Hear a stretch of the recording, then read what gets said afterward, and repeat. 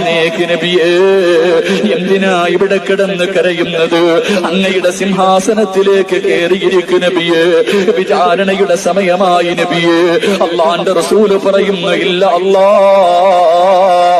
ഞാനതിനകത്ത് കയറിയിരുന്ന പിന്നെ എല്ലാവരെയും സ്വർഗത്തിലേക്ക് കടത്തിവിടുമല്ലോ.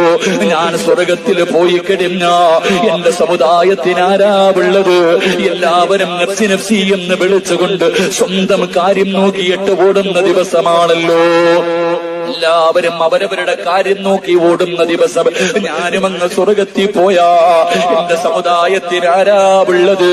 അവർക്ക് ഉമ്മയില്ല, വാപ്പയില്ല, ഭാര്യയില്ല, മക്കളില്ല, കൂടെ പറപ്പില്ല, എല്ലാരും കൈയൊഴിഞ്ഞിരിക്കുകയാ. അതുകൊണ്ട് അല്ലാഹുവേ, അവരുടെ കാര്യത്തിൽ ഒരു തീരുമാനമാകാതെ ഞാൻ എഴുന്നേക്കില്ല അല്ലാ.